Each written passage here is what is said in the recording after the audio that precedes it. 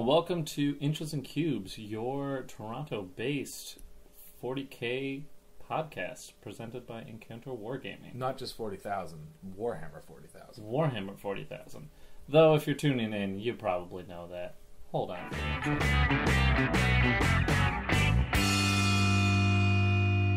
And we're back. Today we're going to be taking you through a tournament post-mortem. Episode 29! Almost to 30. Dirty 30. We almost did it 10 times, 3 times. So I, as usual, am Paul Mr. Fist Fowler. Does that change sometimes? Sometimes. Okay. Depends if he's recently fisted someone. Shh, you haven't been introduced yet.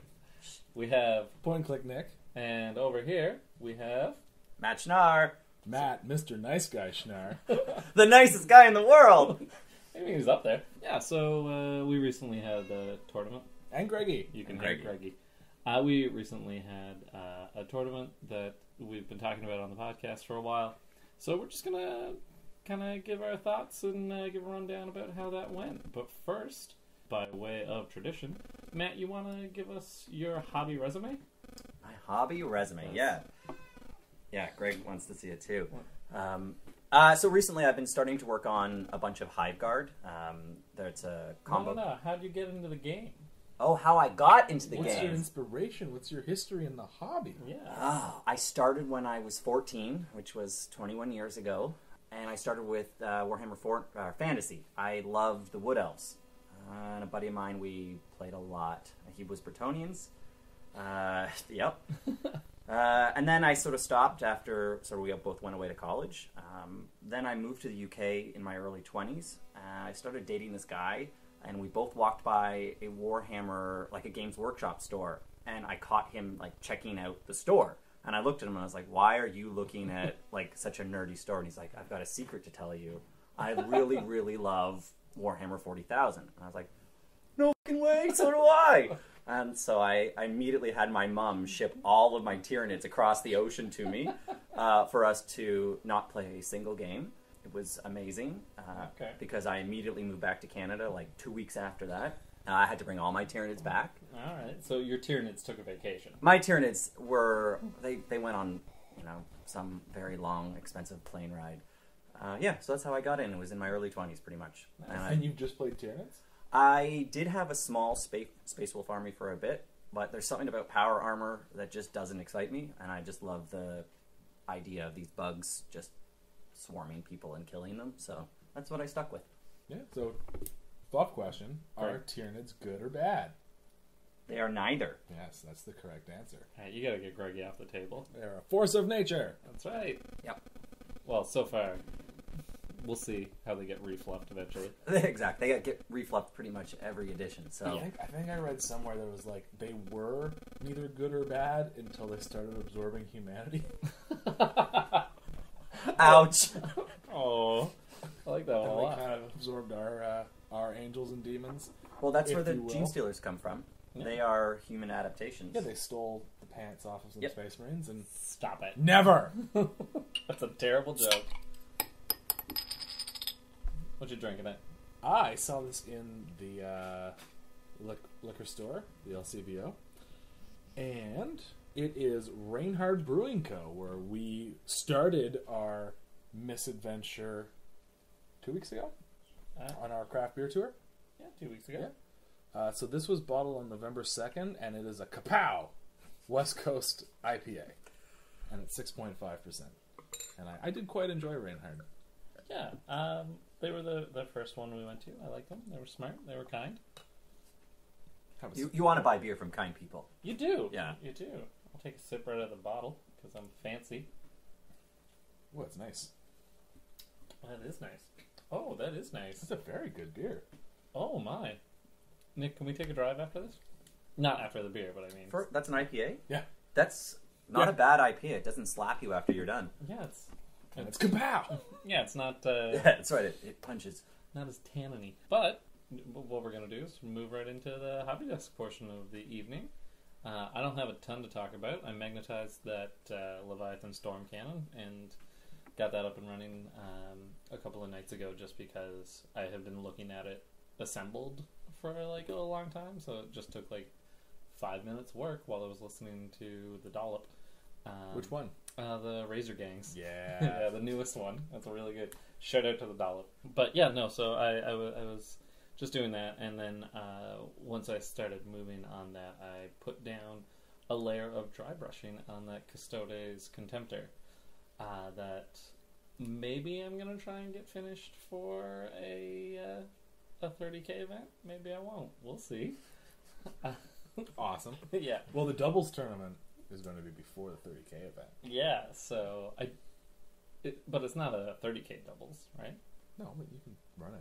Yeah, but I don't know. There's no rules for a Contemptor armed with that stuff. I mean, I could run it as like a regular Contemptor in the Custodes list with last cannons. And No, there's just some fun stuff you could do with it. Yeah, it'll look cool, and anyone who gives me guff about it, they're not fun. Nope. So yeah, that's what Nobody likes a non-fun person. Right? That's No. the worst. Nick, you want to tell me what you've been working on? I see something big and overcompensate-y. Yeah, so we're doing our doubles day, just like an open day this weekend, tomorrow, for you guys listening. But, Nick, sorry to digress. I just embarked on a little hobby adventure to finish magnetizing all of my Contemptor Dreadnoughts. So I built 2 Butcher Cannons out of the Hades autocannons from the Forge Fiend. And then magnetize them on mounts for the Contemptor Dreadnought, because the Contemptor Dreadnought can run Butcher Cannons. So now it's a mini Dorito Dreadnought. What does the Butcher Cannon do? So it's Strength 8, 4 shots, AP -1, 2 damage. Ooh. But if you take any casualties from it, you're at -2 leadership. Oh, nice. Yeah. Yeah, So that could mean like 2 dead Terminators, aggressors on a bad morale roll. Well, it's a horde killer is what it is. Yeah, you're putting out 8 shots because he's got 2 of them. Yeah, if you can get that on a horde where they have no way of bypassing morale, that would be fantastic. Yeah. And then so the other Contemptor Dreadnought he can run 1 Butcher Cannon and 1 Fist. They could both run that, but he's going to be running 2 Hellforged Chain Claws because Chapter Proof's coming out. Super stoked about that. We can talk about that in a bit. But Contemptor Dreadnought's got a drop in points. If you take double close combat weapons on Dreadnoughts now, it's not double the points. So right now, as it stands, you have to pay 45 points for a Chain Claw for the right arm, 45 points for the left arm. Now it's 45 points for one, 55 points for both. What's the benefit you get for taking a second There one? isn't one. An extra Right. attack. No, there's no extra attacks anymore. Oh. No. But you can take a different palm-mounted weapon Okay. in each. So Well, then it makes sense that it should be cheaper, the second one, because you're not really getting much advantage from it, exactly. You're not getting any advantage for that. other than a secondary weapon, potentially. That's Which the different. secondary weapon that I'm taking is the Soul Burner, which is it's D3 shots, and every hit is an automatic mortal wound. and he's got 2 of them. That's 8 inches, right? No, it's 24. What? Oh, So he's damn it, Nick. just smites people with his hands. It's pretty awesome. No, you're thinking of the Hell Flamer. Right. The Hell Flamer is just a heavy flamer that does 2 damage, which is also really good. But it's just a fun list. I'm going to be running 3 Dreadnoughts. I'm going to bring the Sonic Dreadnought out. Oh. Yep. Do these dreadnoughts not have... What do you got there, Polly? Real quick, I got a cause and effect from Nickelbro. That's, I think it's a blonde ale. Sure. It's tasty. It's Yeah. delicious. You can get it on draft in any of your better bars, and it makes me feel good. I think I got that beer too tonight. Yeah. I think you brought that. And he's Yeah, drinking it. I might be drinking your beer right now. That's amazing. I drink your beer. What was your point, Matt? I don't remember, actually. I was thinking about it as you're telling your story. I'm like, fuck, I don't remember. Am I allowed to swear on this? No. He beeps it out. It's all Yeah, right. I'll take care of this in the morning. So yeah, got those guys done up, and Sonic Dreadnought is awesome because he's got a twin Blastmaster, which is just 2 Blastmasters glued together. Yeah, like that's the like. And Blastmasters are super good. I do like the name of all of your guns. They are fun. They're named well. Butcher Cannon. Like, these names, you want to use them. Yeah, you can see why like a 14 through 45-year-old man would be like really into a butcher cannon or Right? a Yeah, blastmaster. well, the joke name for my army is Blastmaster and the Sirens of Doom. See, this is the problem with the Tyranids, though. They aren't creative. They are scything talons, massive scything talons, Crushing claw. Like everything is a scything talon. It just gets bigger. They just use bigger words to make it sound bigger. Gargantuan scything talon. Yes. Monstrous scything talon. Minuscule scything talon. Yeah, basic bitch scything talon. Sorry, I saw her again. It's alright. It's only the F-bombs that I'm worried about. Yeah, we don't want to be an explicit podcast. Ah. We just got that little E next to them. Parents won't let the little kids listen They to won't us let the 16-year-olds listen.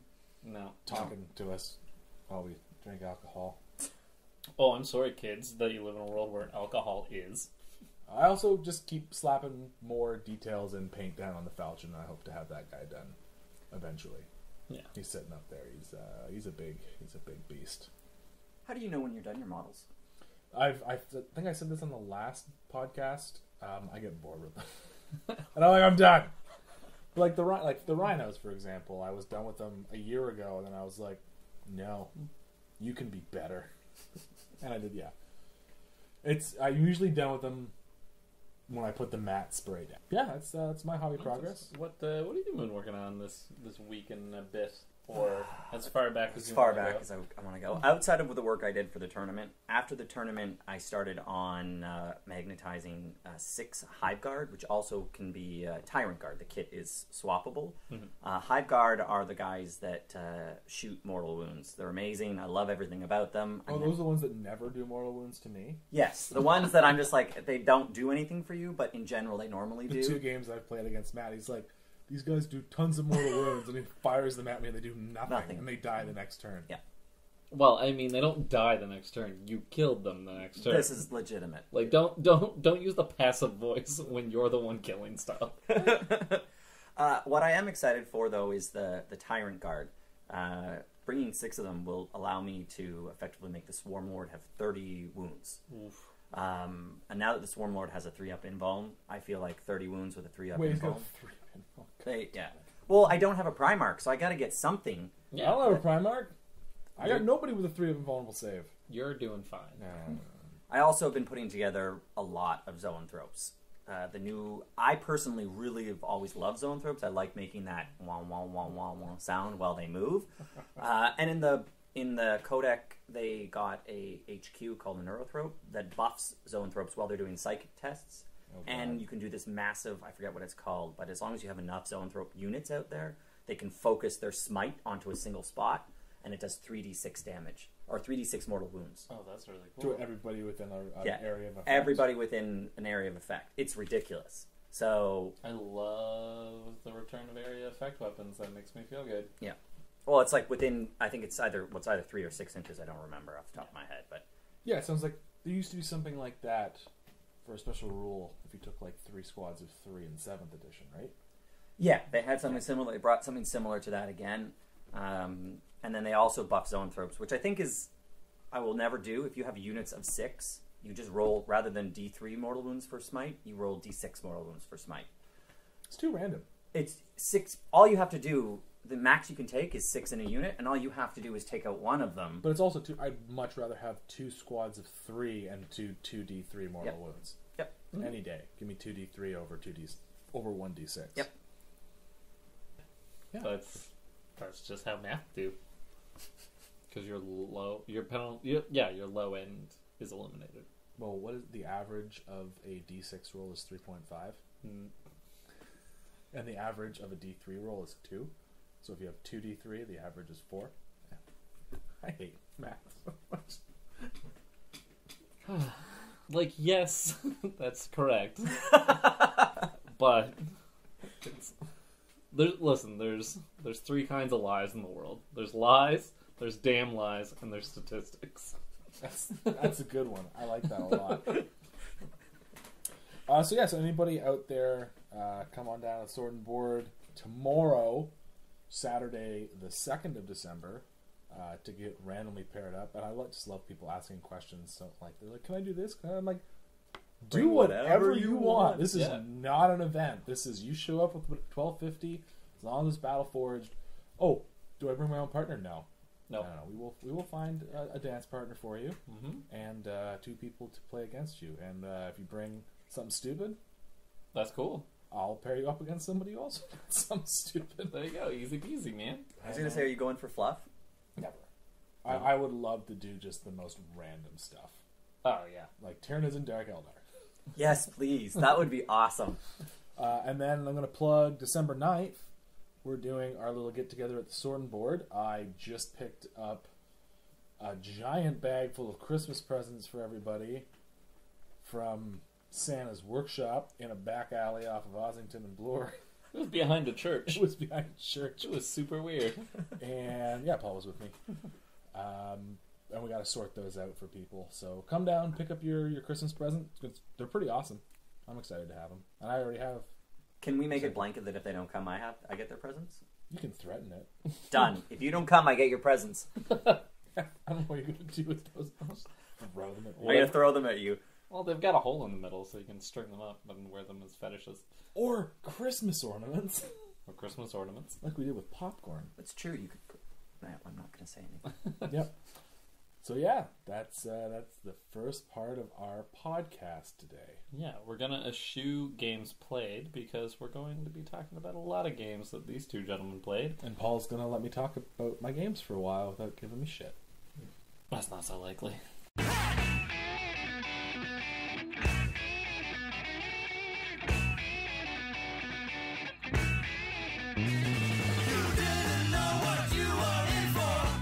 Battle Brothers Studios, a commission painting service passionate about making your miniatures and your gaming table look great. Our philosophy at Battle Brothers is this: your army is our army. Every model will be something you can be proud to show off. Send us a message on facebook.com/Battle Brothers Studios for a free quote and make that dream project come to life. We also have something special planned for the release of 8th edition of 40K. Right now, get 20% off if you commission us to paint an 8th edition starter set, or get a 10% off Army Bundle bonus for painting up your new 8th edition 40K Army. Inquire with us on Facebook for full details.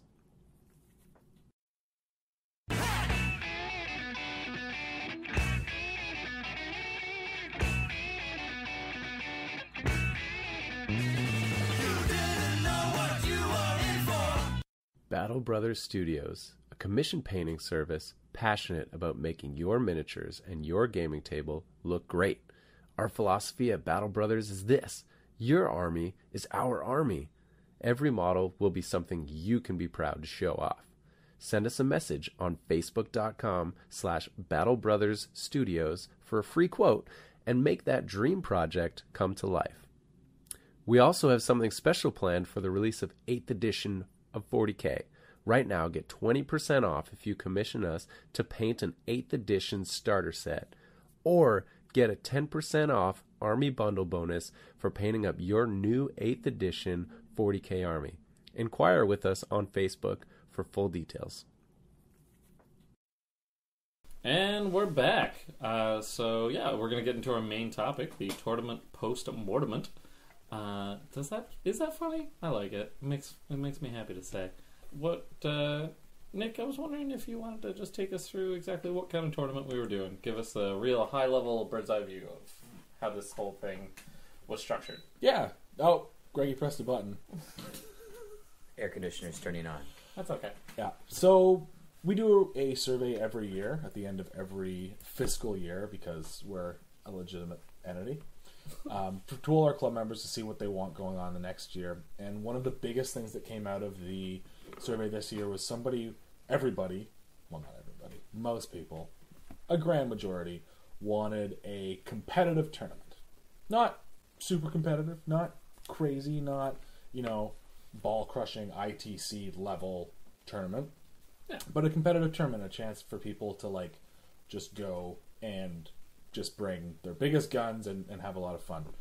No shame for bringing something that's kind of Yeah, cheesy. exactly. Yeah, we put together a comp for it. Yeah, exactly. So we wanted to do something super competitive, but we didn't want to end up with a lot of the lists that just people don't enjoy playing against, right? Because a lot of our club members really like fluff. Mm-hmm. They really like putting together an army and seeing, Gilliman, conscripts, razorbacks, wyverns. It's not fun. Nobody finds that fun. we like playing with the armies that we have for a reason. So a couple of us, huge shout out to Val Heffelfinger, Matt, you were involved in this, and the events crew as well. We did a new comp, it's called the Hogtown comp. It was very simple. We've talked about it on the podcast before. Essentially, it was just like you have to share keywords. Yep. Very Makes simple. sense. Made it very mono codex, which was definitely a lot of fun. And we said, let's get at her. And so I think we struck a very good balance between the casual side of things and the fluff side and the very competitive side of things. And this tournament's been building up for 3-4 months, and it couldn't have gone better. It was a blast. It was a lot of fun. Yeah, I had a lot of fun TOing it, I gotta say. Big thanks to Mike for coming out and doing all, like, co-TOing it with me, I guess is the term. Koto? Yeah. Yeah, he huge. Like, I don't want to say, like, he was a huge help, because, like, You did it together. Yeah, we did it together. It was a joint effort. Yeah. Exactly. Yeah, we also rolled out, this is the first for Hogtown, we tried the Best Coast pairing On app. a big scale. On a big scale. Yeah. We did try, like, a small day of it, just to test, and, you know, everyone is always testing this app out. And I have to say, I had to eat my words on tournament day. This thing helped a whole lot. The amount of time that it saved, especially between pairings, between rounds, is absurd. Yeah, all you guys are basically doing, instead of give me your score sheet and entering people it in and screwing it up, and sometimes you enter the person's score that their opponent got into their box and then realize it. You're just telling people, hey, you submitted your scores yet? Yeah. And they're like, oh, no. And they go to their phone and they just do it in 2 seconds. And you're like, oh, thanks. I loved every minute of that app, actually. What I really liked was that everyone's lists were readily available in the app before. I learned someone had actually reached out to me and asked if I would send them my list in Battlescribe format because they were scouting me. And I was like, what the f*** is scouting me? And they explained it to me. I was like, hey, that's a really good idea. So then I started to do that for some of the lists that I thought I was going to have a challenge with. Yeah. But it was nice because I could feel like if I wanted to be incredibly competitive, that app enabled that. But I also felt that the app made more time for the gaming element of it, and I wasn't waiting for the TOs to calculate something or pair something. It was, the first ones were truly random, and then everything else was handled and quite accordingly. If you look at the scheduling of games, it was like this round ends at time X, and the next round begins at the exact same time, because as soon as the last results are submitted, new pairings can be generated instantly. No, that is, we'll get to feedback in a bit, but that is something that we will have to touch on. Is just the time between rounds. But back to Matt's point, what I really liked about it was I found that it really removed a lot of the gotcha. Yeah. Right. If you spent, even if you just spent 20 minutes and were just like, oh, this is what this person's running, cool. Oh, I don't know what that unit is. I'm gonna go look and research it. I'm gonna go look at it. Yep. Oh, I don't understand how these things interact. Why would he do that? Oh, or you look at your list or the other Matt Hurd's list, and you're like, oh god. Or Mike, is it Mike Fume that brought the orc list, the Killer Can list? Oh, that was Michael Grove. Yeah, my favorite list. Like, 10 kilocans. You're like, 10? There were 10 kilocans? Yeah, it was like. I'm glad I did not have to face that. It was my favorite list. Kilocans are a joke. Yeah, but it was they crumble so easily. Do they? Oh yeah, like you just look at them and you dedicate like a squad of fire into them. They're toughness 5 wounds. Fair enough. Yeah, they go down super easy. Yeah, that would have been a struggle though. I did not bring any shooting, so yeah, that's fair. Yeah. Yeah, no, it was great. I had to build a spreadsheet just to do the final scores because the best overall was 60% battle score and 40% hobby. Yeah, normally we do a 50-50. Yeah, and I gotta say, from my standpoint anyways, that the way that we did painting was great. Yeah. And the way that we did sportsmanship was good. I wish there was a way to make it a little bit I wish there was an in between. Yeah. So we did thumbs up, thumbs down, with an automatic thumbs up, unless you want to go talk to the TO. And you know what? Nobody wants to be the person who said I didn't want a bad game. So I think we need to have a more anonymous way, and then also have like a middle ground, like a thumbs up, this was great. Thumbs down, this guy, like, you need to talk to him. And neutral, I will never organize a game with this guy, but I don't hate him. Yeah. Yeah, like it. But this is. I think, like, on the documentation, we need to list what the values mean. You can't just have, like, 1, 2, or 3. This is something that I've struggled with. Yeah. Like, since I started with the like. No, just thumbs up, and then the thumbs in the middle thing, like the Roman dudes used to do, and then the thumbs down. Yeah. I think that's the best way to do it. Okay. Yeah. Yeah. I'm really curious about sort of your process of the hobby evaluation. So we had people judge themselves, and by and large, you would fill out the rubric sheet, and by and large, aside from people not actually reading it all, Well, welcome to any big event or any company where people don't read what's put in front of them. So there were 2 full fields that said if you didn't score 15 in the did you paint everything, and like that was it. It wasn't like. Did you paint it well? It was just like, was there acrylic on these pieces of plastic? Is everything above 3 color standard And based. Yeah. If you didn't get the full 15 there were 2 categories that you weren't qualified to have in the later on in the rubric.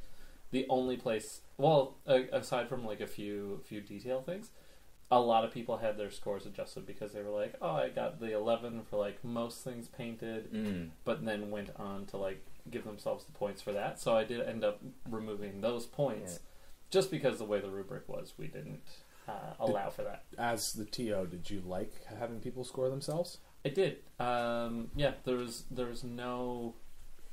Also, there was no adjustment up. Like no one like tried to gold brick me. I don't think anybody would. No. And I honestly, hypothetically, I was worried about it. Yeah. But then I think about like the people that came. I was like, no, there's no reason to actually be worried about it. Yeah, because for my painting at least, I know that I got a 29, and I know that's exactly what I gave myself when I scored it out. Yeah, I was like, my painting is just very middle of the road. I've got fluff. The bases are done. There's decals. There's detail. The eyes are painted. Bolters are drilled. There's some conversions, not a lot, and it's middling technique. So 29 out of 42. Take it, right? Totally happy with that. Yep. What I particularly liked was that we needed to have these. Yeah. I prefer the sort of the strategy element of the game, but I liked that it really forced me to think and be like, I really want to bring 60 Gene Stealers. So Matthew, you really got to start painting some Gene Stealers to this standard. Right. So I like that. And then I got a little bitter early on that I needed to have a display board. No tapping; it'll drive Paul nuts. Sorry, Paul. He'll message me tomorrow if you tap too much. I will. Sorry, I will refuse, or I will refrain from tapping. Do you need like something to fidget with? Would you like the cat back? Yeah, give me the cat back. Greggy, go with Uncle Matt. Uncle Matt, come see the nice guy. He goes home on Saturday. Oh. I know. I'm so bummed out. Julie's gone and now Greggy's gone. But what I really liked was the display board. I was initially like, this is ridiculous. Why do I have to bring a display board? Display boards are awesome. Here's the secret to why I like to give points for display boards. It speeds up everything. Because if you have a display board, you've got a way to carry your miniatures. Unless you bring 120 models, and then you got to be like, what do I do with all these? Well, that's gross. I got a free lunch. Yeah. For my display board. Because Graham was like, does anyone have a spare display board? And I was literally walking past the new tattoo shop down the street that we passed on the way here. And that carrying tray was out front on the steps. And it was just like a whole bunch of random furniture. And it was like, free. And I was like, okay. Yeah. And Graham was like, I'll buy lunch for anybody who brings me a carrying tray. And I was like, I gotcha.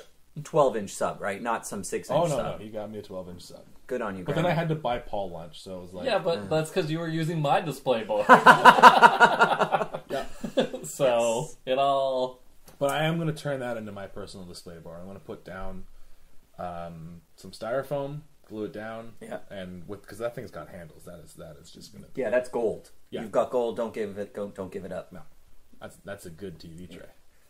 I think the trick for me was I realized after I had the display board done and I got the models on it and I sort of set them all up, I was like, this is kind of cool. Like it helped me come closer to the hobby part of things. So I liked it.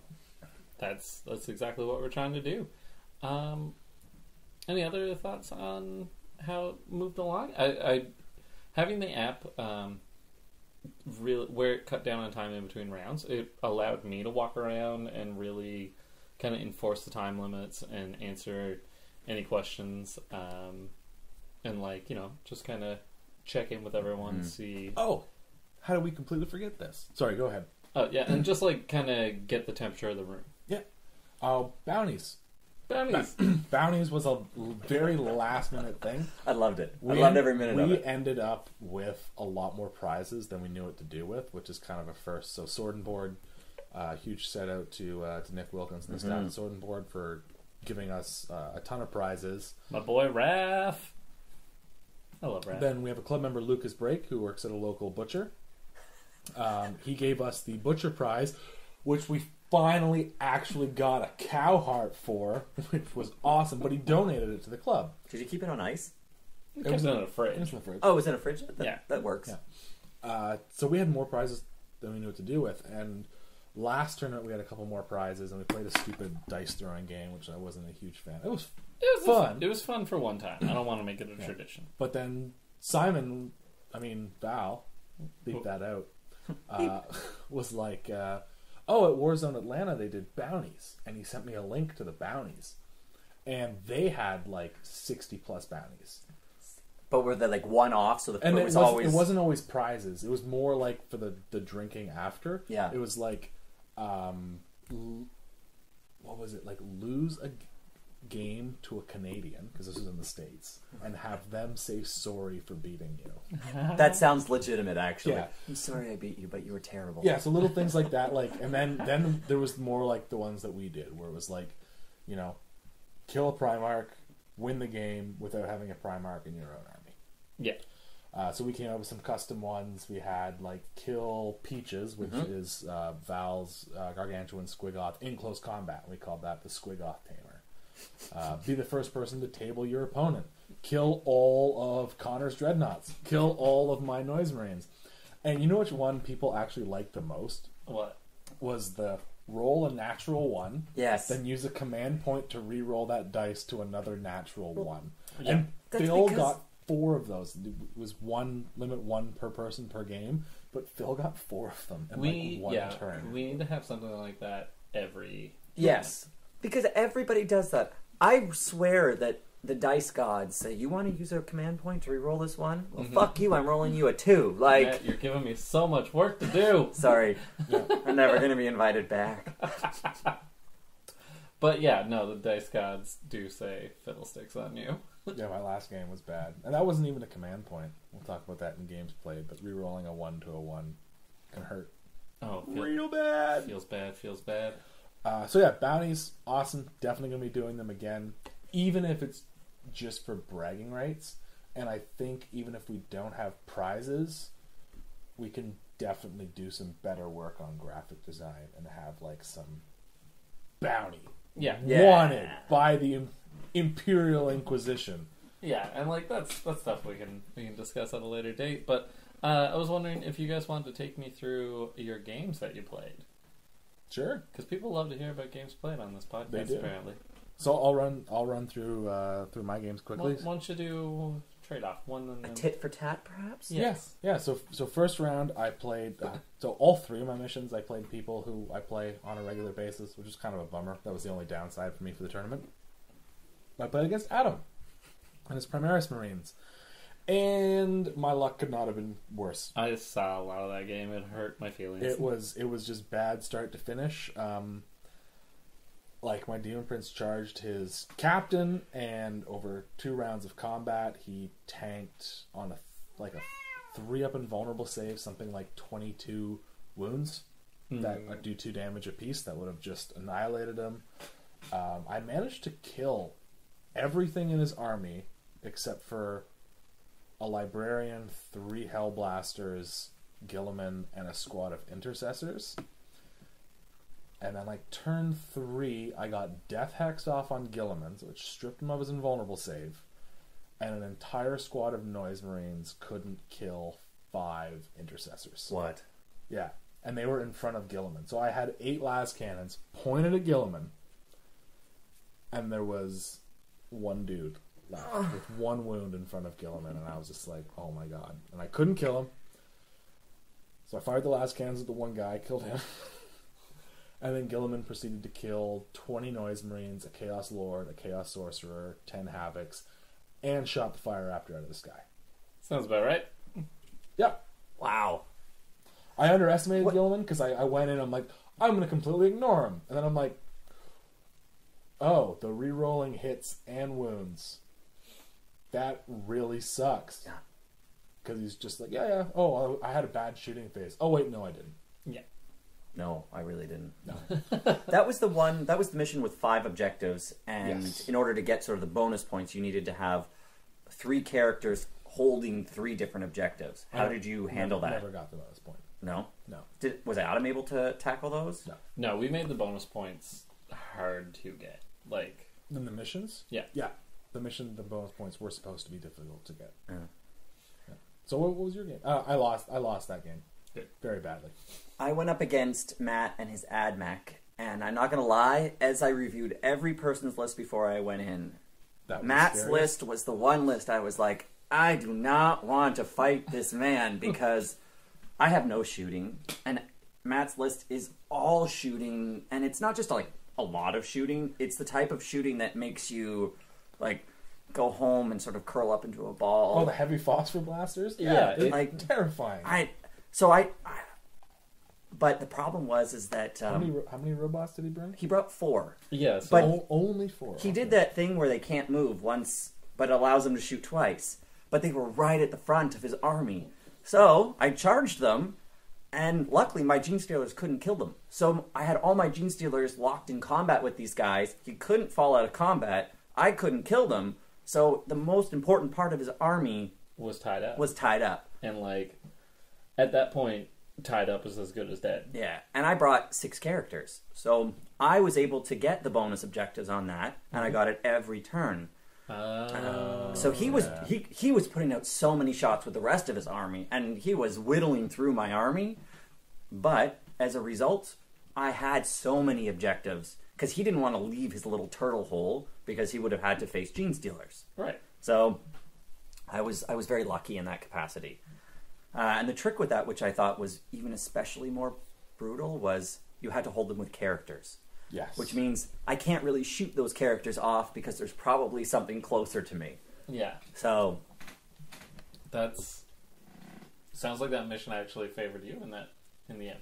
I pretty much every of the 3 missions that we played, I got the bonus objective every turn on all 3 of them. Nice. Oh wow, that's good. What was the Then the second I don't remember the second mission. mission was 2 objectives. Oh yes, And there was one in your opponent's deployment zone and one in yours. and you got a bonus point for holding your opponents, Right. not both. Right. Yep. Yeah, So who did you play in your second game, Nick? I played Phil. How you like playing Phil? I love playing Phil, but I literally played like the same mission against the exact same army Tuesday of that week. Because he's like, "Do you want to come over Yeah. and play a practice game?" And it literally went down the exact same way. So neither of you learned anything, is what I heard. I didn't need to because I beat him handily on Tuesday. And he's got a great army. He's got like 50 cultists. It's terrifying. But if you know how to blunt the attack, there's nothing it can do. So he brings down the Charybdis, which is the giant Dreadclaw drop pod. Yep. So it comes down. Everybody has to get out, which is the dumbest rule ever. And it's dumb. And then he warp times the Charybdis into your lines. It fires its Melta-thermal cutter jets, which does D6, Strength 8, AP -1, D3 damage hits to everybody within 6 inches. Mm-hmm. Friendly and enemy. Okay. But if you just stick cultists up in front, I'm like, cool. Killed a bunch of cultists. Awesome. Killing cultists with mortal wounds isn't the visceral thrill you want. And then he charges you with this thing. And it's a flyer. It can do a lot of damage. It just, again, didn't... know what? Yeah, he charged the Fire Raptor with it, actually. But then whiffed his to hit rolls and then to wound rolls. Didn't make any of his charges with his possessed. Oh, man. Or he made with one squad, but again, he charged some cultists. So I'm like, okay. He charged some cultists. He charged some cultists. And which is exactly what happened with our game on Tuesday. Yeah, so you threw up chaff, and the chaff worked. Yeah, and the chaff worked. Was able to kill... I just completely ignored the cultists. Yeah. And then just dealt with all the big stuff at the end of the game. Same thing that happened on Tuesday. Killed everything in his army except for 50 cultists. Leave them behind. Yeah. Phil gets excited very easily. Yeah. And he was playing way too quickly. Yeah. I think he was worried about... He's got a big army, lots of models, lots of dice rolling. I think he was really worried about time limits. And like turn 2 rolled around, and I'm like, I don't know what he's doing. I thought he had some master plan. He was like, turn 2 rolls around. He's like, I forgot to deep strike my Terminators turn 1, and I forgot to summon 30 Bloodletters turn 1. Oh. And I was like, yeah, that sucks. I'm like, I didn't say anything because I figured that was your plan. Yep. Right? To wait till turn 2. It's also a tournament, too. Yeah. Yeah, you don't play your... There's there's a little bit of forgiveness allowed in a tournament, but not something to that scale. If someone forgets to shoot a unit, that can be rectified. you can as long as you haven't moved on to the next phase. Like, I got no problem being like, hey, what about these guys? Because again, you want to play a game where like you faced your opponent's army, not like your opponent made a huge mistake. And like, not by mistake I mean placement, but like your opponent forgot about something and you win a game. That feels shitty. Yeah. You don't want that. No, you don't want that. So, so he brought down the Terminators turn 2 and then blew them away because they failed their charge. Failed all of his charges. It was bad. That's no good. I know that pain. But that's my favorite table. We played on the GameMat.eu industrial terrain. Mm-hmm. Mixed... Where did that off come from? That we painted, the nicely painted stuff, mixed with Matt Hurd's Cathedral, broken up into little bits. So it's like got a very gothic-y vibe, but it's also got like the heavy Forge World-y stuff. On the note of terrain, I just need to say this. I thought it was impressive to see how many great tables we could put together that we had out there. I literally, when we were setting them up, I was like, I want to play on that table, I want to play on that table, I want to play on that table. Like, I wanted to try all of those tables. There's one table I hate with a passion now, but we'll talk about that in the third game. Well, your second game, Matt, who did you play? I played Jonathan against his Thousand Sons / Alpha Legion. John O'Tongue. Yes. I love that guy. I have to tell you, I've been terrified of Jonathan ever since I met him, because every time I always get this impression that he really knows the game, which he does. He knows strategy, which he does. And I'm thinking to myself, so first I'll go up against Matt, which is an army list I don't want to go up against. And now I'm going up against Jonathan. And I'm thinking to myself, this is going to be bad. He's also one of the best painters I've ever met. Yeah, and his army looked amazing. Yeah. So I'm thinking to myself, this is not going to be good. But I shouldn't. I mean, at the end of the day, I was lucky. He told me he hadn't gone up against Tyranids in an incredibly long time. Mm-hmm. So he just didn't know what to expect. I did my best trying to sort of say and explain my army, but it's different. And it's a new codex. And it's a new codex. I mean, that was literally the second time I had played with that codex. Yeah, and also, like, to a degree, it's not your responsibility to explain your army in that detail. Like, make sure your opponent knows, like, this unit's hard, this unit's not. But in a tournament setting, like... I hate gotcha. I do too. I really do, and I'd rather be like, this is what... Like, before the game starts, I want to be like, this is what this unit can do, this is what this unit can do. You piece it together. I'm not going to be like, I'm going to do this, and then this is going to happen, and then I'm going to combo it with this strategy. Right. And this is going to So you give someone an idea. It's like, listen, these guys can deep strike, or I cannot deep strike them. Yeah. These guys can outflank, blah, blah, blah, blah. Like, just let someone know the capabilities, but you... Yeah.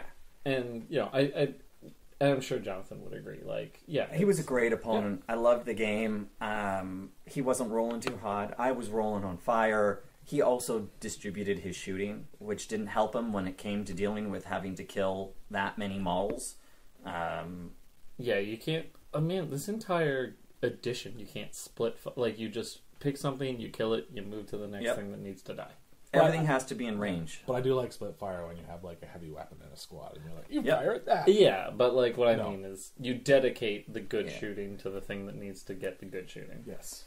Yeah. And we had like we were along the long table edges, and literally he spread out across the entire table edge.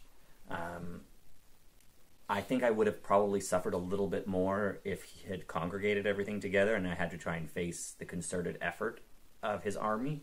Yeah, like just a straight up flank denial or something. Yeah.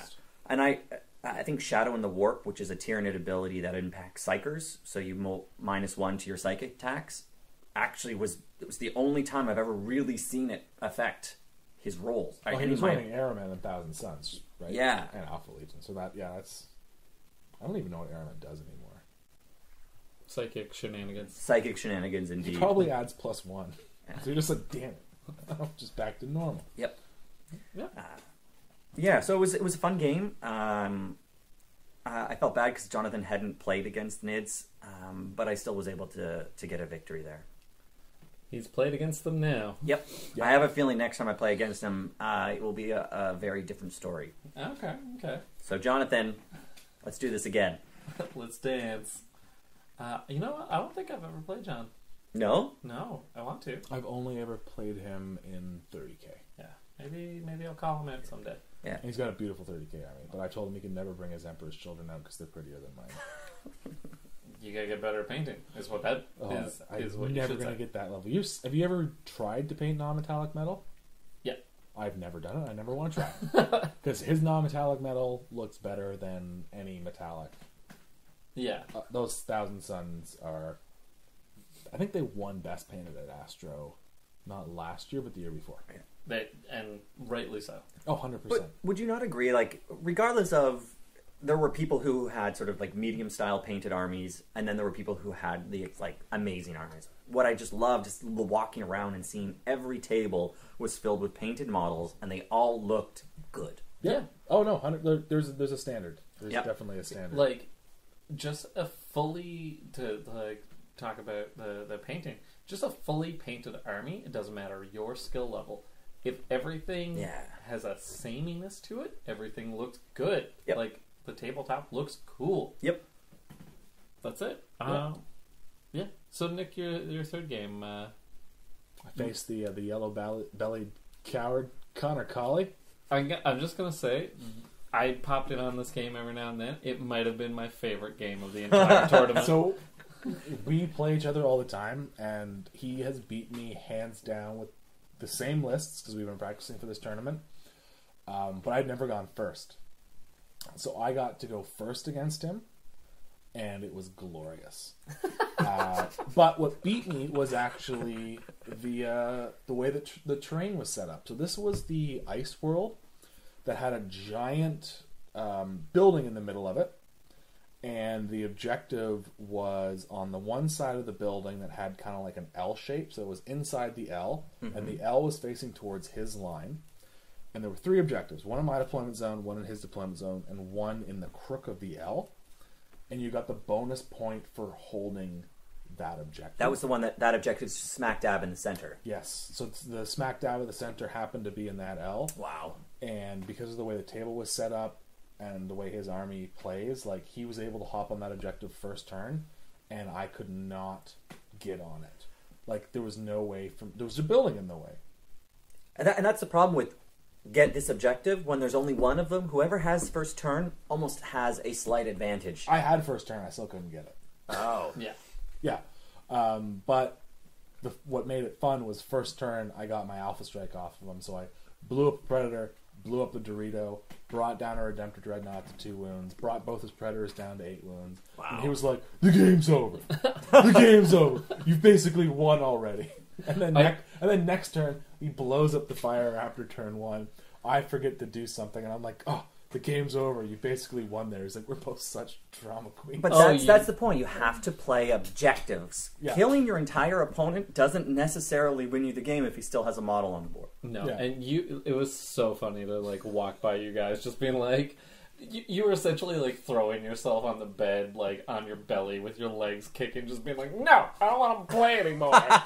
Yeah, no, but it was great. There was a lot of funny stuff that happened. Essentially my DM Prince was finally able to get in and kill his warlord, because last game we played, I charged his warlord and his warlord was just like, nope. And this game I just murdered him. Big thing that swung the game was last turn. I decided on a whim that I have a Chaos Lord who hits on 2s, rerolling 1s, needed to kill one tactical sergeant in shooting, and then was going to charge another tactical sergeant and kill him in combat, and that would have really helped me with the game. Instead, I rolled a 1 on the overcharge of the plasma pistol, and then was like, I'm going to reroll that. Reroll it to a 1, and I lost my Chaos Lord. It was so funny because Connor, as soon as like you were like, I'm going to charge, Connor just kind of goes, kill yourself. And the guy just like zap. And then my Demon Prince charged one of his Predators, because at the end of the game, all he had left was 2 Predators, 2 Tactical Sergeants, and 2 Tactical Marines, and I had a full squad of Noise Marines.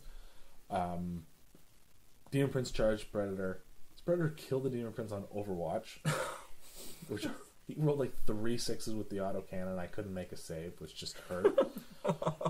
And yeah, the game ended. I had like 21 points, and I lost. What? Yeah, like that's how close he had 33 because at the end of because he kept getting the bonus objective and holding more objectives than me. Yep. So the terrain definitely screwed me over. But Connor's a great player. Mm-hmm. I don't know what type of bug that was, but I just crushed it. He's a great player. He's got a great army. Valen Call is just a brutal warlord. But as soon as I killed him, you could see how much of a linchpin that was for his list. Because he just starts like, oh, all of a sudden my Predators, when they miss, they're not re-rolling their misses. Wah, wah. Yeah, it turns out re-rolling all your misses and your failed wounds is real good. Yeah, but it was just funny going back and forth. Be like, oh, that lost me the game. Oh, that lost me the game. And then he would go, oh, that lost me the game, that mistake. Oh, you killed my Dorito. The game's over. It was so good. And you're just like, oh, yeah.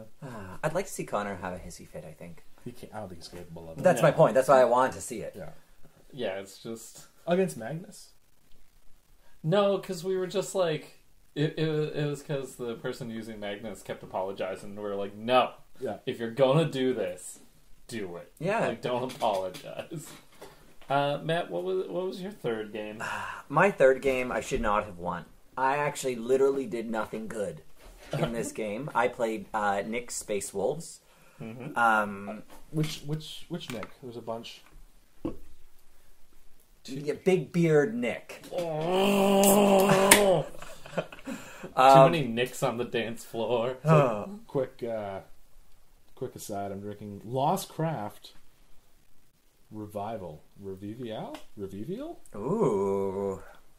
Revival. Revival. This is from Toronto. But I don't know where in Toronto. I have to track this place down. They're okay. They're okay. Is it good? Tastes like a steam whistle. See what I mean? So that's just okay. Yeah. The thing is, it looks like a fancy can. Yeah, you want to drink that. If I saw that can, I would want to buy that. Yep. So you were taking us through your last game. Right. So I played Nick with the big beard, his Space Wolves. And I was nervous because Nick had won both of his games up to that point, as had I. And I was like, oh no, like this is going to be tough. And this, again, with a single objective in the middle. He had an elite army. I think he maybe had 12 models that he was putting on the table. Well, yeah, to be fair, one of them was a double Storm Cannon Leviathan. Yep. One of my favorite models in the entire game. So here I am, and I feel bad because I almost need to apologize to the guy because I'm trying to put down 120 models and he's putting down 12. That's where you got your nickname. Yeah. He's so mad at us right now. And so the first turn he went, but he was smart. We had opposite ends of the short end, like the short table deployment. So I was, and we had that spearhead point. So I'm shoving as many models as I can into the center of this point as I possibly can, and he's deployed in the back corner as far away from me as he possibly can. Smart. So I'm like, okay, no problem. So he goes first. He decimates units of Gene Stealers. I go claim the center objective, and I claim it with my horde. And at this point, I'm like, okay, well, he has no troops. There's no way he's going to be able to get me off of this objective unless he kills everything. And I also only had horde or characters. So all this big shooting he had really kind of went to waste. But he still put it to great use because he ended up killing all of my Gene Stealers. The first turn, I forgot to actually bring in Gene Stealers from reserve and try and charge him. Oh. Then, anytime I tried to charge him, I failed my charge. And for Tyranids, in a list that's only close combat, Don't you get to reroll charges? there is a Tyranid hive fleet that allows you to. The Tyranid hive fleet I brought didn't. What was your turn at High Fleet? I was Kraken, which is when you roll your advance, or sorry, for advance you roll 3d6 and you pick the highest. Oh, that's like Crusader. Yeah, And I can also fall out of combat, shoot, and charge again. Oh, yeah. So I can ignore cover. Again, it's like that stupid thing where you're like, I can do this okay thing. Also, I can do this amazing thing that seems to be happening. So the irony of it is, I thought the fall out of combat and charge again would be the most amazing thing because it would allow me to get really deep into his lines. Yep. But the one that really struck me is Gene Stealers have an ability to advance and still charge. And they have an 8-inch movement. Oh, yeah. So my Gene Stealers were on average moving 13 and 14 inches in the movement phase. So I was almost getting first outside of this combat against Nick, which I couldn't get a charge in at all. The other two, I was getting first turn charges, and I wasn't even deep striking. Oof, that's scary. That the distance that Gene Stealers can close now Is ridiculous. Yeah. So I feel bad for Nick because he bested me in almost every possible way And still lost. and still lost. That's one of those life lessons that you take from Warhammer. You can do your best and still lose. Yep. We're down to 1/3 battery. Oh, I didn't realize we were on the clock here. Yeah. Don't you have like a thing you plug it in and it just stays charged? Not right now. Fair enough. Yep. So that was the games. Any final thoughts on your games, guys? Everyone was a blast. I Yeah. thought everyone brought their A game. I would play all three of my guys again. When you asked me to rank which players I thought were... It was tough. It was tough. I would play any of them ever, again in a heartbeat. I regret ranking Connor as number one because then he won the prize. No, I'm kidding. That is something that our club loves to do. Is chipmunk people on sportsmanship scores? Yeah, we know. Yeah. Connor, you're guilty of that. One thing we didn't mention about the missions, and I thought that was the absolute best part, was actually picking secondaries about the opponent that you're playing. That made such a huge difference. I think that's why it was so important that the lists were available. I did research. I tried to be like, okay, if I was up against this guy, well, he has no Titanic models, so I'm not picking Titanic.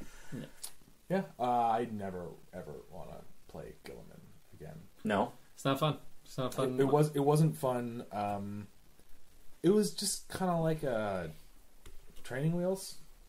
Like Adam's a really good player, and again I just felt like it was like, oh, I made a mistake. Don't worry, Gilliman will make up for it. Yeah, Gilliman will make up for it. Mm-hmm. He was, oh, I got bad dice rolls. Oh, nope, I get another shot at it. And you're just like, And then you combo that with you had the standard of the Emperor Ascendant on a chapter banner Ancient. guy. What does that do?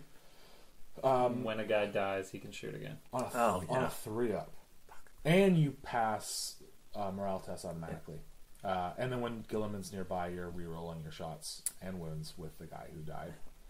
This is just my opinion, but this is why I think hordes are stronger in 8th edition, is because there is all these high damage, multi-damage items, and you get so many opportunities to re-roll. You die, you get to shoot again. There's so many of these that, you know, for the same amount of points, you can take 40 guys, or you could take, you know, 2 models that have a lot of wounds, but those 2 guys get deleted significantly faster than those 40 guys do. Well, my list is specifically dealt to be a very take all comers. Like I can deal with hordes, and I can deal with the. I do better against the super elite, high wound, low model count. But then you've played my list before, where you're like, "Hey, noise marines firing twice with +1 to wound, hitting on 2s, re-rolling 1s." Not fun. Not fun at all. No, all the games are fantastic. The missions are great. Like, I just kind of want to just use those missions from now on every time I play a random game. I know bookkeeping was a huge concern with a lot of people going into it, but I think this is a great time to... Actually, I'm just going to mention one thing. We're going to get into... We did a survey after the tournament. I'm just going to mention one thing, and then I want Paul to talk for a little bit about the tournaments. We had 13 responses out of 20, which is, you know, a pretty decent response rate for any sort of survey that went out. Any survey you expect 60%. Yeah, and I think this was the best comment. That's good now. Yeah, I went in having a bit of a negative bias against the missions due to all the bookkeeping involved. But once I got playing, I really liked the mission style. I felt having immediate things that you had to do each turn kept me more involved throughout the entire game, rather than kill stuff and then have a mad scramble at the end. Mm-hmm. And I think that's where this is kind of like Maelstrom, but even less random. Yeah, it was very, very tactical. Because you're both going for the same things. Yep. Or different things, maybe different secondaries. That's true. Yep. Yep. That's keeping people engaged. That's what it did. Yeah. And these missions are also built to give whoever went second an advantage, right? Oh, really? Think about it, because you're like, oh, that person, my opponent went first. They killed 2 units, and they hold 1 objective. All right, I can get 2 more points than them this turn if I kill 1 more unit than they killed, and I hold 1 more objective. That's huge. Yeah, it's big. For going second, that's 2 points. Yep. Yeah, that's a big thing. So, Paul, what as a TO, I know you're a little bummed out you didn't get to play. Yeah, but I mean, I also like watching a lot of people have fun. I like to watch.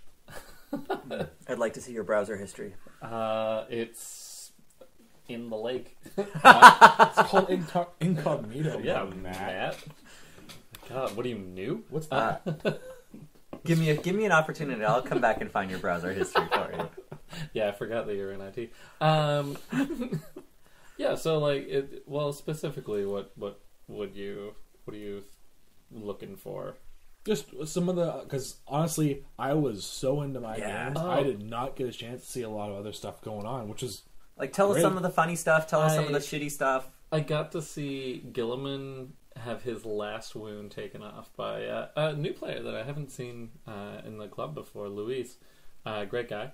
Got to see the last wound taken off by a Razorback in combat from Gilliman. That's rough. No, that's not rough. That is that's poetic justice. And then he didn't come back to life. Then he didn't come back to life. Is that how Gilliman works? Gilliman dies and comes back to life. Yep. At full wounds. D6 wounds. Does Gilliman have a degradation chart? No, he only has 9. He has 9 wounds that puts him just under the threshold of being able to target him. Yeah, that was great. Like I said, watching the game between Connor and Nick was really fun. Seeing Simon's Squigoth stomp around and everyone just kind of panic and then be like, "Oh, this isn't so bad." Is that really what the Squigoth was? Do you think there was an intimidation factor, but it was actually quite dealable? It looks a lot more terrifying than it is. Yeah. It's a huge model. Yeah, but it does damage, sure, but like, you know, I saw Jesse McGibney deal with it pretty handily. Yeah. Which, you know, is good because Jesse won the Butcher Award. He got that big heart with that beautiful corn army. I have to shout out to Space Wolf Nick for getting best painted. His models were immaculate. And he didn't paint his eyes, which I have spoken to him about, but his conversions are crazy good. Like, you can't...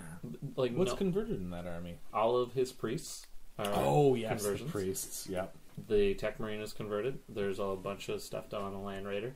The Tech Marine, I'm stealing that idea. It's the Centurion legs for the Tech Marine, so... Yep. I have to admit, like, as I removed maybe like 5 models of his 12 of his, he'd be like, "Oh, can you put that over there for me?" And I was terrified that I would drop it or mess that model up in some shape or form. His models just look amazing. Yeah, and like he nailed the like the display board was out of sight.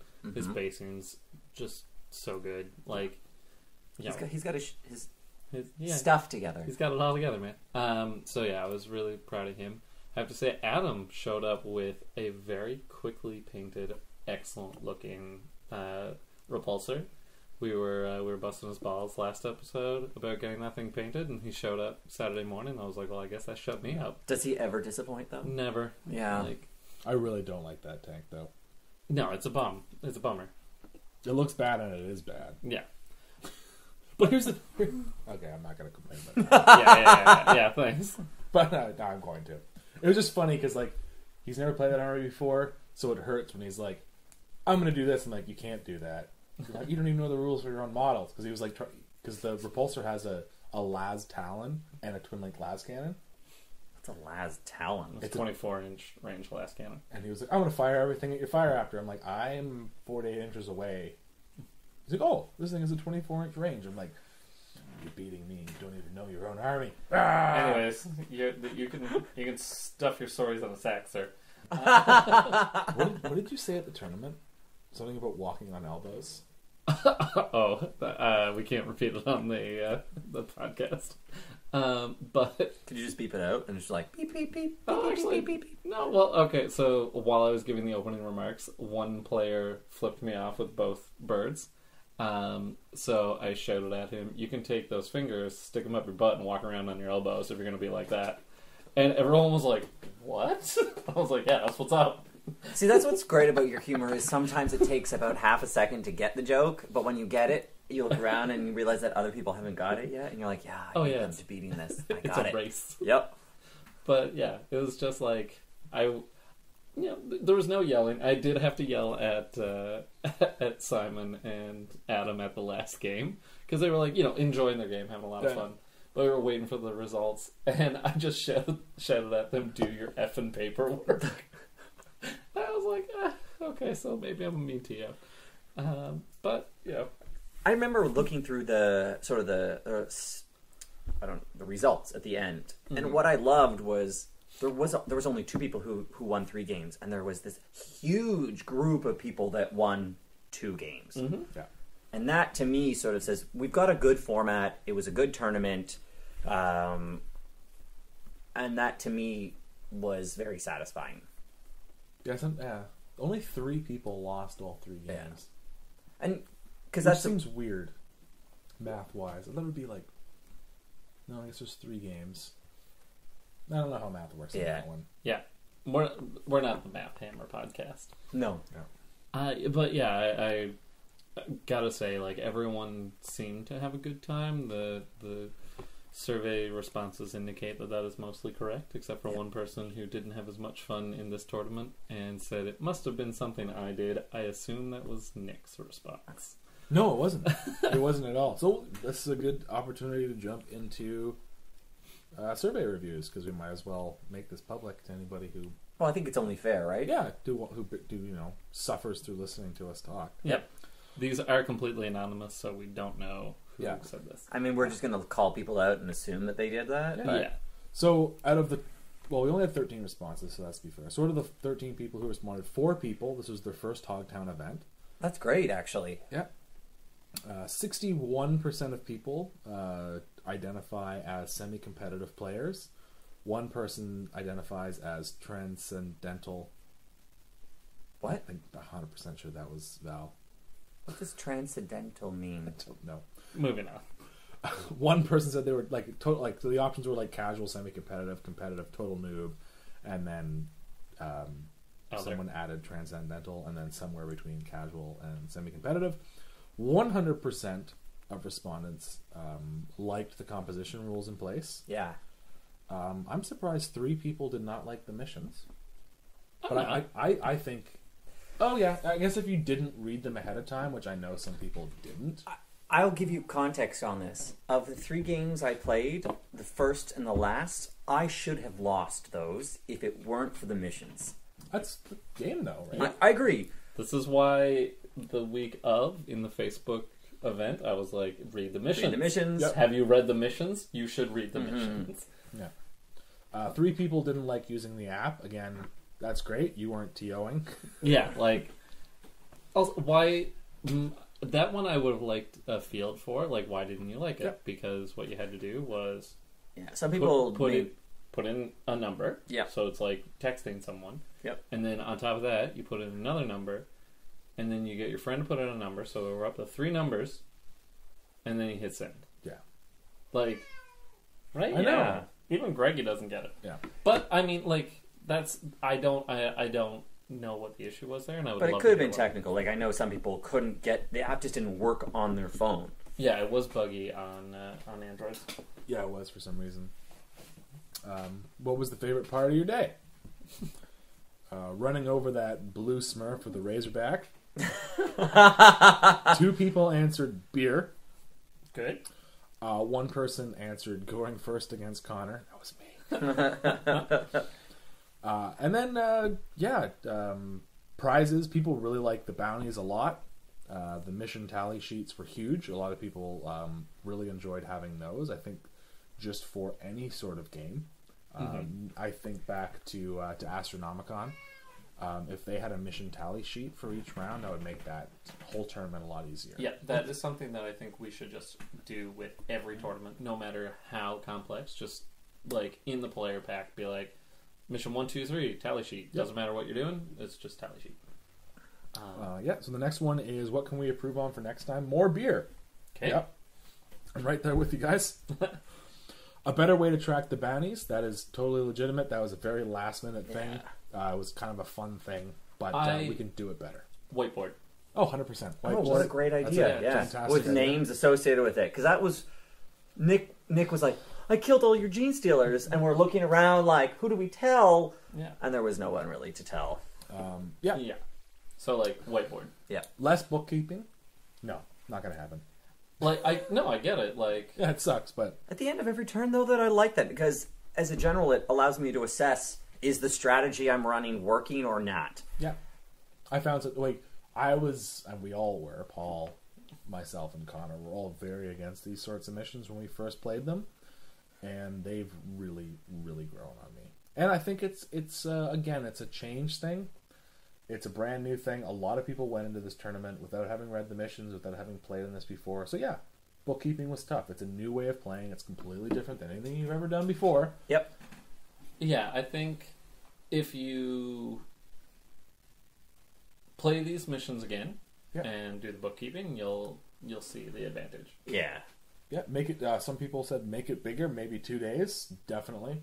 Would love to. If you have a space out there, podcast land, let us know. I think that was me. But I loved the whole thing, and I just was like, I only got to play 3 people of Yeah. No, of for like sure. the potential 19 opponents. I only got to play 3 of them. It's not a true test of your army or your Right. skills, right? More time. I think that's a huge thing, and I don't think it's time for games. We talked about this. The events committee talked about this. I think what needs to happen is there needs to be more time in between rounds. Okay. Just people can regroup. They can collect their armies. They can collect all their stuff. I think we talked about this before the podcast started recording. There's a couple people not complained, but noticed that their games only went to turn 3. And I think the main issue for that is that a lot of people have a tough time getting started. Right? Because when I play a game, I have a very elite army. I'm deployed, ready to go. I'm rolling dice within 10-15 minutes of the round starting. Mm-hmm. I'd look over at people after like turn 3 was done, and they're just like, "Oh yeah, we're just getting started." Yeah, And you're this is like bottom. This is bottom of one. It's tough, especially when you bring a horde. I brought movement trays. I tried to explain my army as quick as I could. I even advised my opponents on the secondaries that I thought would be best against my army because I was like, let's get going, right? Like, start right away. Rubber hits the road, son. Yeah, get that going quickly. So I think more time between missions allows people to regroup, grab all their stuff, and so they're not kind of running around. They don't know where this unit is or where their tape measure is or where their dice are. So I think that would take a little bit more coordination with the store or the venue. Just to be like, hey, we're going to be here after close. Yep, no, for sure. And we do have that option. We do need to figure some way to compensate RAF.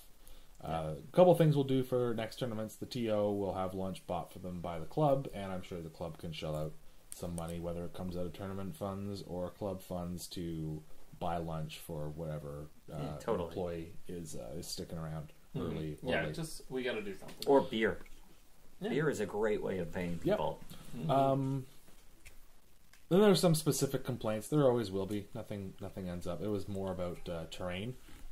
Just one instance of the demon terrain not blocking line of sight enough, because they said that we instituted a new rule which I really liked. The first floor of all ruins blocks line of sight. I hope that our like Hogtown just makes this a default. Yeah. In 8th edition, you need line of sight blocking terrain. It makes the game way better. You're biased, so I am biased. I have a horde army that wants to fight you, so I want as much like line of sight as I can, blocking as I can. Yeah, and again, more time between rounds was another one. Out of 13 responses, 84% of people said they enjoyed the event, and 15% of people said they kind of enjoyed the event. Where's the 1%? I said, so 84.6 said they enjoyed it, and 15.4 said kind of. People want us to sell T-shirts, dice, and stuff. People would buy stuff from us. I would love to have that. If you're a small business person out there and would love to talk to, I'd love to talk to you. Yeah, we'll get T-shirts. We can start making a profit off of stuff. Maybe I can start getting paid a salary for running half of this stuff. That'd be nice. Okay. Here's 50 cents. Nice. How much money do you think it'll take to get you off that cross, Nick? The look on Matt's face. And then, so I asked people to provide us with any comments, concerns, or random gibberish that they might have. And I think this is the most really important one. One person said that this event seemed a little less fun than usual. They're not sure why, but they're certain it was all Paul's fault. And you know what? I can't figure out who that would have been. It wasn't me. I don't remember what I put. I don't think I put anything down here. Maybe just beer. Yeah, there's more beer. Beer was another response here.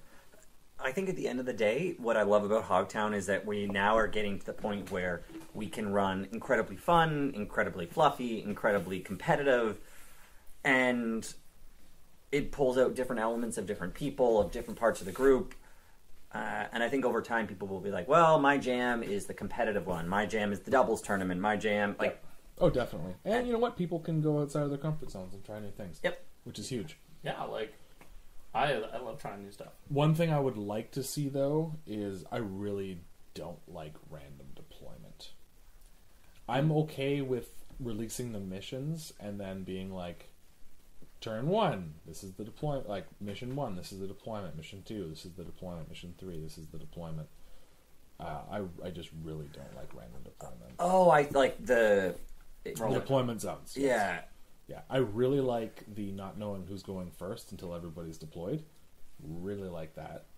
The +1 is enough that people care about reducing their armies into drops, because I find myself putting multiple units inside transports and stuff. I had 23 drops. There was no way I was ever going to go first. Yeah, that's... See, against someone you would be like, all right, no one's going in. Nope.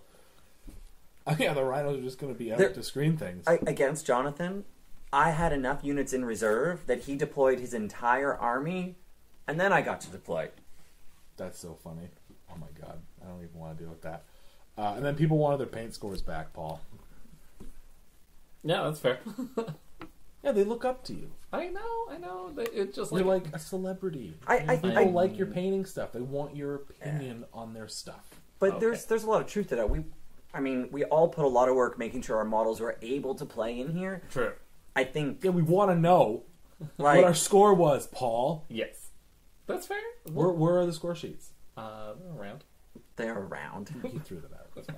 If they got thrown in. Yeah, no, it's totally fine. I know you were tired at the end of the day. You and Mike worked really hard and had to answer questions and stuff, and had to score 20 armies on their painting, which is never easy.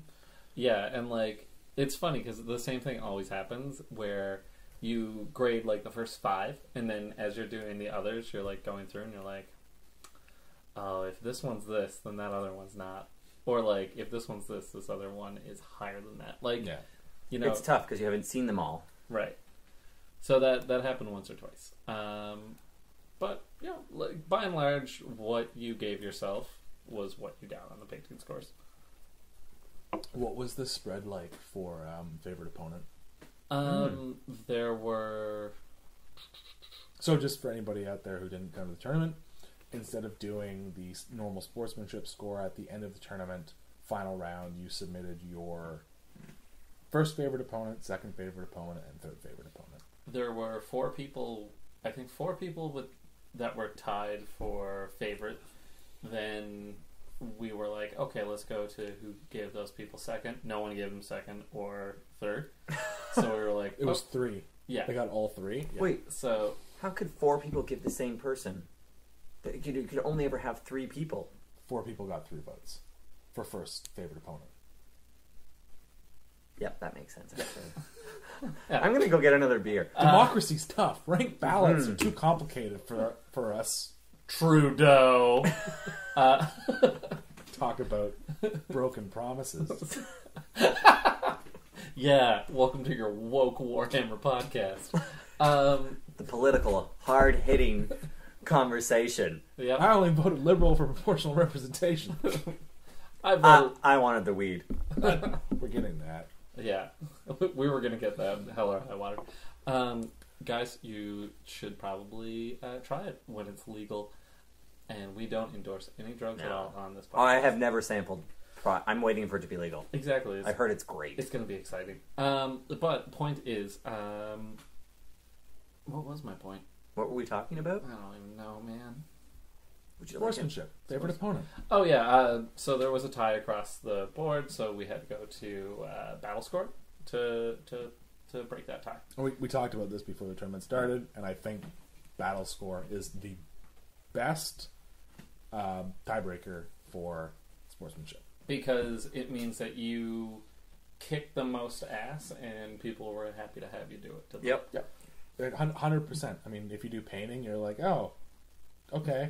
I don't understand how these things mix. But if you're a top general and top sportsman, awesome. Yeah, and it's because doing painting scores, like, congrats on how pretty your army is. You're nice to be around. So, I think that kind of hits all the points we wanted to get with this tournament post-mortement. So let's take a quick little break, and then Matt's going to take us through the fun time of the horrifying Xenos world of Tyranids. Oh, before he does that, we're switching gears for our next event. It's going to be the Lethal Lovers doubles event. Dude, my outro right there was so perfect. It was okay. Yeah, okay, you know what? You're done. Hi, Georgie. Greggy. Greggy. Why I keep calling him Georgie? For Gregor.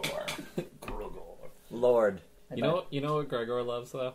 What's he love? Fun time!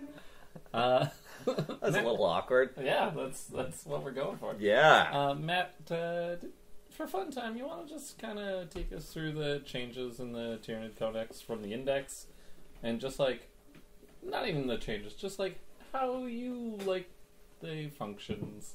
Oh, the functions. Yeah, talk good at Talk us. good function at me. Word in the sentence doing. So I was really pleased with the index in general. I thought the index made the Tyranids competitive. And luckily the codex has given you lots and lots of options in the form. What? The codex?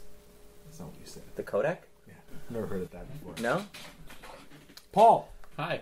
Stop stealing pictures of my ward cat Okay, for well, Instagram likes. Are you literally Instagramming while we're doing this podcast? of course I am. That's impressive. Sorry, continue. Yeah, no. I think the Tyranids have been given lots of options. You can literally run a shooting list as a horde or as a monster army. You can run close combat as a horde or a monster army. And I think what I love about the Tyranids is they give you a million psychic options. So they did this in the form of hive fleets, where you get to pick different hive fleets as part of your detachment that gives you little bonuses. What I ran in the tournament was Hive Fleet Kraken, which just paired really well with my Gene Stealers. Rather than just advancing, you roll 3d6 and you pick the highest. Mm-hmm. And for Gene Stealers, they advance and charge with an 8-inch move already. So in general, I'm getting a 13 to 14-inch move every round, which is ridiculous. Well, on average, it'd be an 11.5. But with 3 dice? I know. All right, sure. Paul's going to burst a vein. There's actually a slow leak in my brain right now because of that. A slow leak.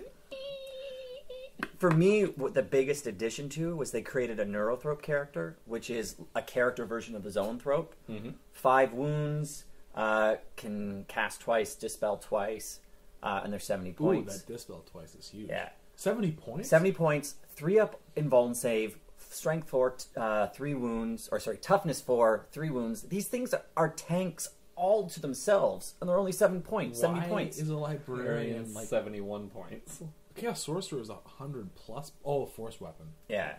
Yeah, these guys don't do anything in close combat. They've got, like, claws and teeth that probably do more damage than my Gene Stealers do, but the way I roll. But They're still smiting in close combat, though. exactly. So I literally had 7 smites in this tournament that we just played. Smite is such a funny name. I smite thee with smite my you. Tyranid bug. There is 2 other Hive Fleets that I'm personally really, really interested in. One is the Hive Fleet Kronos, which is the Psyker shooting one. So it allows you to reroll all 1s in shooting. Oh, man. But all of the Warlord and sort of stratagems are all about psychic things. So the one Warlord trait is everyone who takes a psychic test, non-Tyranid, within 24 inches of that Warlord, does it with only 1 dice. Sorry, that's a stratagem. It's not a Warlord trait. That's a stratagem. But it's only 1 command point. That's pretty deadly, given that you probably only play 3-4 turns in a tournament. What's your army painted as? My army is painted as a Leviathan, Okay. which is a 6-up feel no pain. That's not... Talk to Connor about how good that is. Yeah. Yeah, that's your big bug list, though. Yeah, that's Actually, a big bug list. Or 60 Gene Stealers. That's gonna be like It saves 10.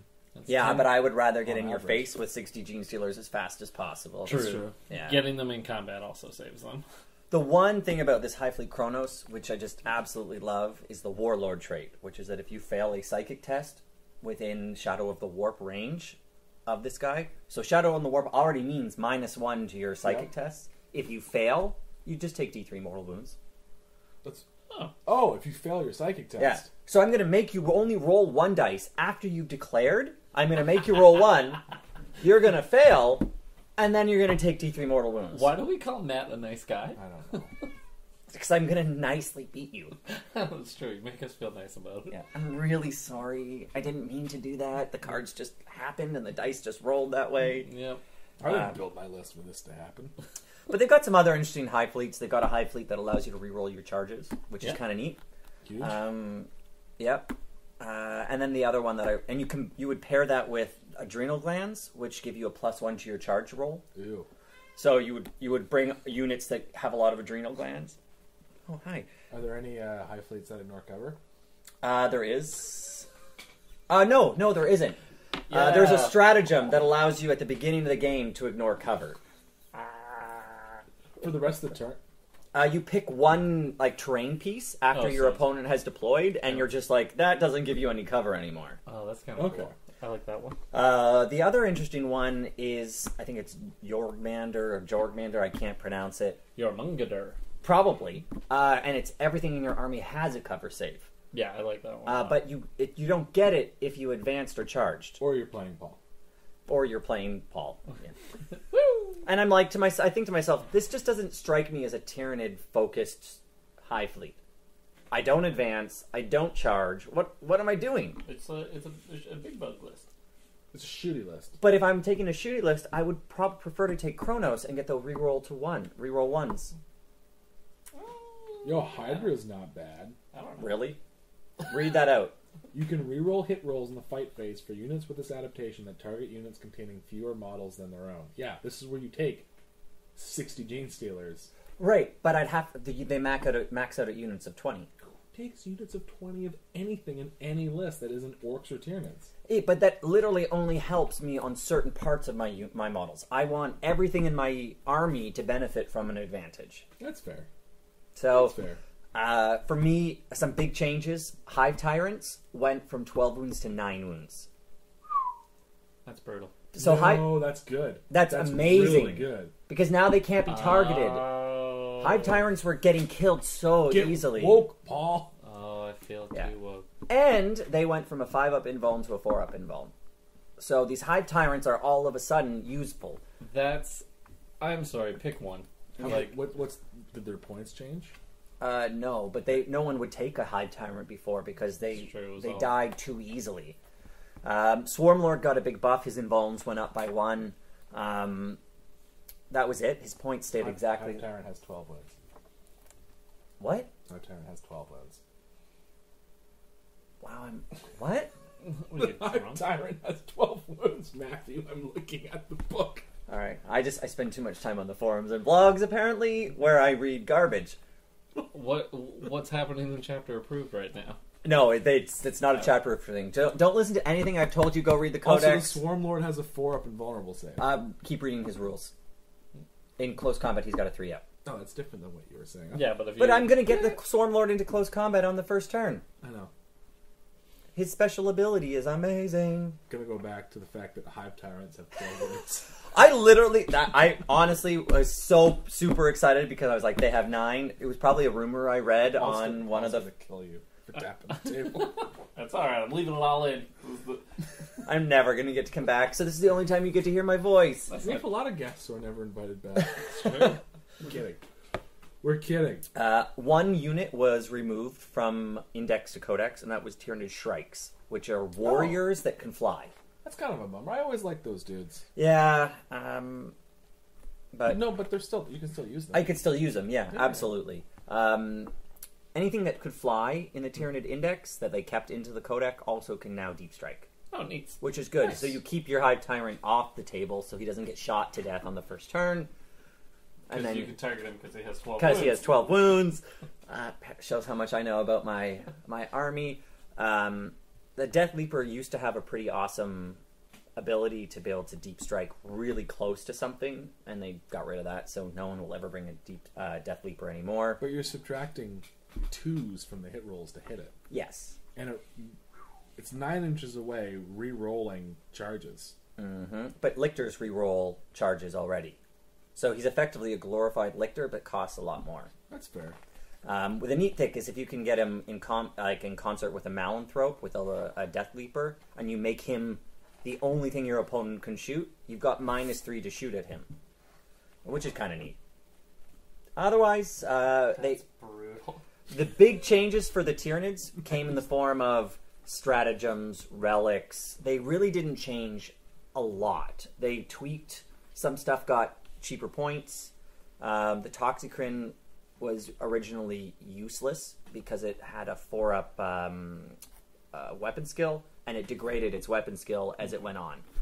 And I find the degradation charts for Tyranids to be incredibly punishing.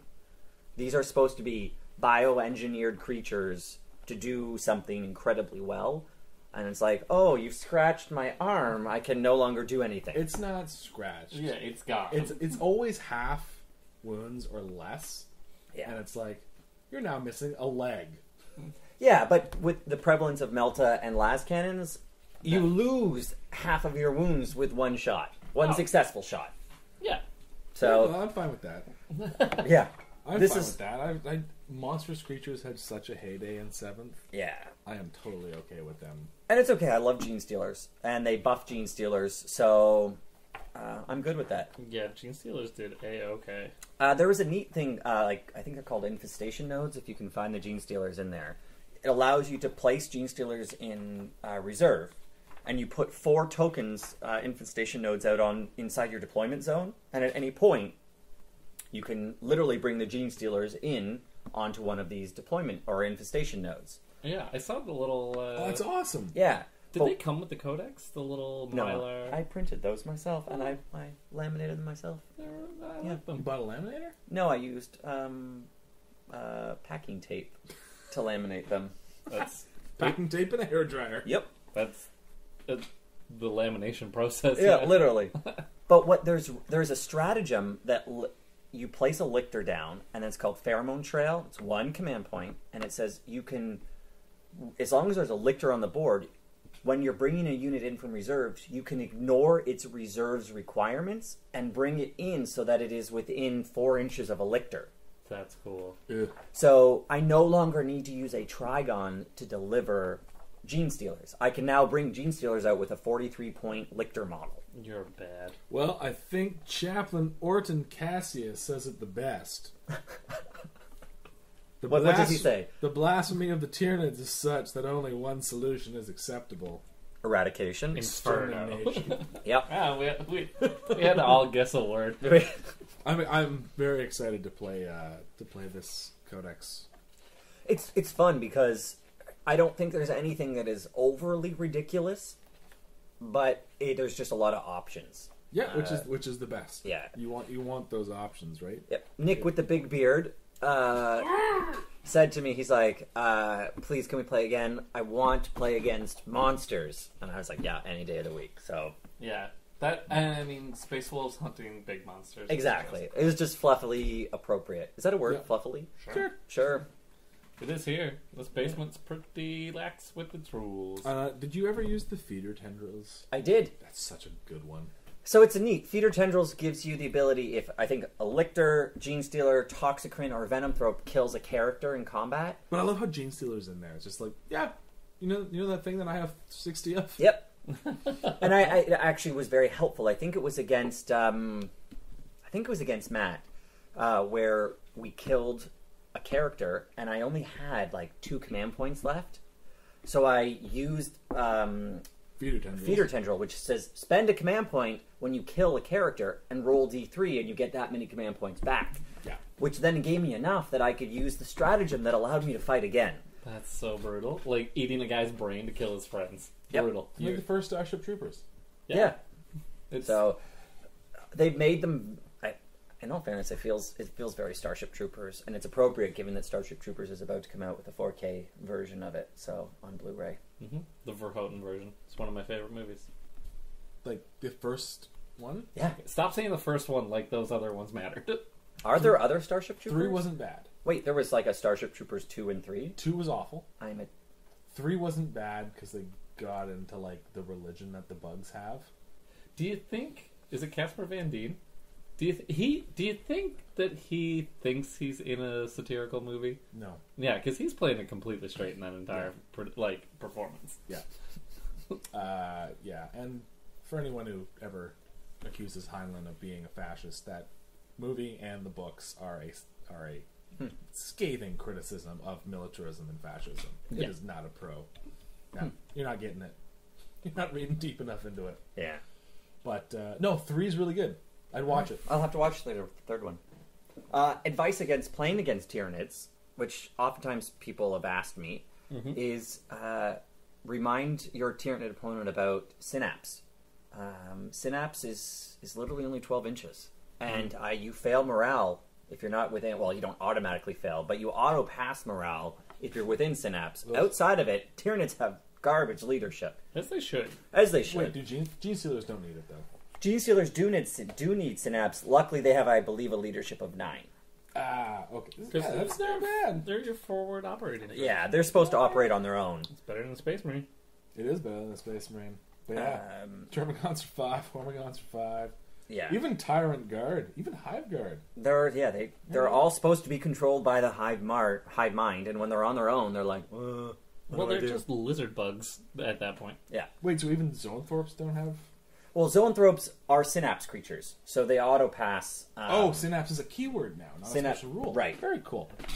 So, it's check the... check the keywords. Check the keywords, check range on synapse. And the other one that's really interesting is that if you bring multiple hive fleets, i.e. multiple detachments, a synapse creature from hive fleet A cannot provide synapse to someone in a different hive fleet. Makes sense. So you have to keep attention to that as well, Yeah. because you can take advantage of that. Are there any cool social characters for Tyranids? Swarmlord. Besides the Swarmlord? Old One-Eye. Who seems to be 18 different colors. Yep. Old One-Eye is neat. He's a Carnifex. He's back. They raised his price, but they dropped his wounds, so he's either 8 or 9 wounds now, so he can't be targeted. And he Can we verify that? Yeah, double check that, because I could just be BSing everybody. The last one. So basically, He's 9 wounds. Yes, I got something right. So Old One-Eye is basically Reptilicus. Is that my understanding? Those are sort of the two main special characters. They have 2 others. They've got Death Leaper, which is a garbage lictor now, and they've got the Red Terror, which Red Terror is back. But can he eat people? He can only eat infantry, and it's not that good. But he can eat people. Yeah, he certainly can. It's pretty cool. I actually have the Red Terror model. It's such a cool model. It's so good. I was hoping they made him good so that I could bring him, but unfortunately, he just... No. This is a really cool... Alright, so... Read it he's out. got Swallow Whole. If 4 or more of the Red Terror's attacks, Scything Talon attacks, hit the same unit, instead of causing damage normally, it can attempt to swallow. It can attempt to. You don't have to do this. Mm-hmm. Roll a d6. If the result is equal to or higher than the highest wounds characteristics of the unit, one model from that unit is slain. Right, but do I really want to eat a tiny little, single wound model? That doesn't help me much. I want to eat characters. You're immediately insta-giving. If you go up against a... But who picks the model? I assume I would pick the model. But if you're going up against a character, it's one dude. So it's dead. Oh, that's true. So if if you're rolling a 5 or a 6 against the Space Marine captain, it's now dead. Right, but that's not the best odds. Yeah, it's better odds than a strength user AP 0 damage 1 weapon. Right. Hit outside of Swallow Whole, it's a garbage profile. Yeah. I just use it to eat a character, just for fun. Not everything. You also have to get to the character. Not everything has to be competitive. No, that's very true. Sometimes you just want to eat somebody's character. Yeah. Say goodnight, Matt. Well, my sign-off will be, I want to play more. So anyone who wants to play some Tyranids, hit me up. I want to play you guys. I need to see a lot of dead bugs. I like seeing dead bugs. I heard Nick wants to play Tyranids. It's true. Yeah. Both Nicks. All 3 Nicks do. Also, we're having a Lethal Lottery Doubles event because Paul's going to cut off my plug earlier from this episode. That's going to be a lot of fun. We're going to figure that out. That's going to be a goofy event. Oh, it's going to be stupid fun. Yeah, we'll make some stupid rules. Maybe we'll get some open war deck. Oh, yeah. And we'll use that for some inspiration. Ooh. So we'll have the missions set out ahead of time, but we'll get some inspiration from the open war deck. Yep. And then December 2nd, Hogtown Open Day. Call 50 doubles, bring some ridiculous stuff. And then December 9th, we're drinking at Henderson's. Everyone gets a Christmas present if you're a club member. And Henderson's is awesome. I hope they let us back in. Yes. Because last time we were a little goofy. But we weren't representatives of Hogtown at that day. That's very true. I'll also dye my hair. So will I. I'm going to shit. For those of you at home, Matt is very, very smooth on the top of his head. Au naturel. Good night, everybody.